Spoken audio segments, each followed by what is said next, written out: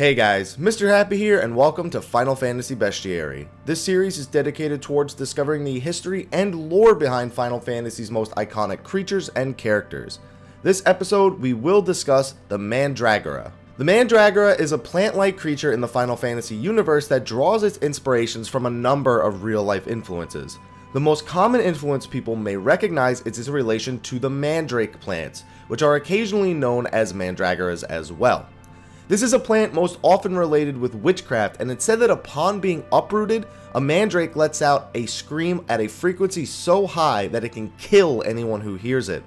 This legend was actually popularized by the Harry Potter series, in which the mandrake plant is introduced to the students while wearing protective ear coverings to prevent death. Even with the earmuffs on, the students could hear the loud wailing and were at least made uncomfortable by it. Outside of the legend, this plant does exist in real life, though without the death-inducing screams.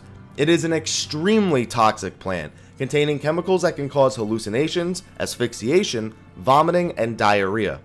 It is likely that its ability to produce hallucinations and hypnotics gave the Mandragora its legend in witchcraft in the first place. Another myth behind the Mandragora regarding witchcraft is that they are a type of demon that takes the form of a small doll.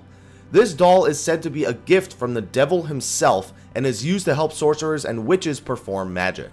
Moving back to the Final Fantasy franchise, this series draws many inspirations from these different legends in their design of the creatures and their abilities. However, this is an enemy that made its debut late in the franchise, not being introduced until Final Fantasy VII, where it was one of the weakest enemies in the game. The design of the plant itself does resemble a real-life mandrake plant, but it lacks the death-inducing screaming aspects. When the Mandragora had its look changed in Final Fantasy IX, it resembled more of a rabid plant with almost a Joker-like smile. This version of the creature was still relatively weak, but at least it possessed its signature shriek attack. Unfortunately, when they tried to implement the creature in Final Fantasy X, the Mandragora would be reduced to just a reskin of other Ochus in the game.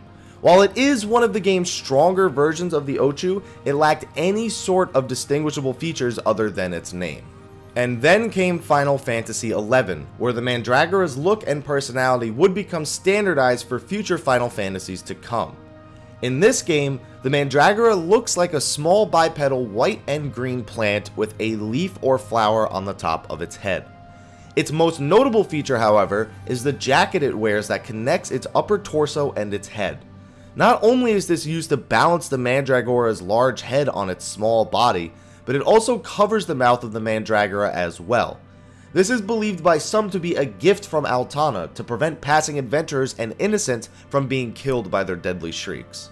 Even with their mouths covered, Mandragoras range from completely helpless to extremely deadly.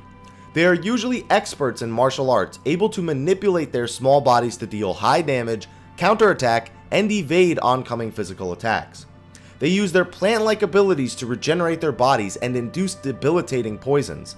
And finally, their signature scream staggers opponents' abilities to handle their weapons at their finest.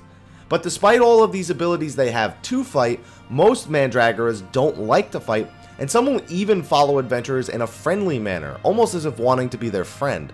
However, some species are extremely hostile and will attack anything in their vicinity in great number.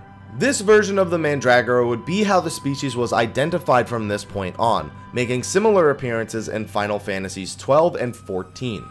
But now that the series had a standard look for them, it was time they gave them an iconic boss as well. In Final Fantasy XII, the Mandragora Royals were introduced, a group of Mandragoras that each took the appearance of a different kind of plant.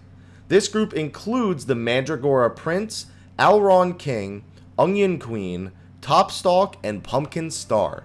These Mandragoras are present in Theatrhythm and Airborne Brigade as well. In Final Fantasy XIV, the standard Mandragora as well as the Mandragora Royals appear once more. This version of the Mandragora Royals is somewhat different from Final Fantasy XII's version though. The members of this group are instead the Onion Prince, the Mandragora Queen, the Garlic Jester, King Tomato, and the Eggplant Knight. They are fought during the Hildebrand scenario quests, regularly emitting dangerous screams and running around the battlefield. It is also possible for gardeners to grow these minions for themselves. And at this point, outside of a few appearances in other games like Dissidia and Type 0, these are the only times the Mandragora has appeared in the Final Fantasy series. Since Final Fantasy XI, the cuter version of the enemy has gained some traction and is quite popular, so I'd say we can expect to see more of this Mandrake in the coming future. Anyway guys, hope you enjoyed the video. If you did, be sure to like, favorite, subscribe, and share for more Final Fantasy videos, more bestiaries. Be sure to check out the rest of my channel as well. But anyway guys, thank you for watching, and until next time, take care.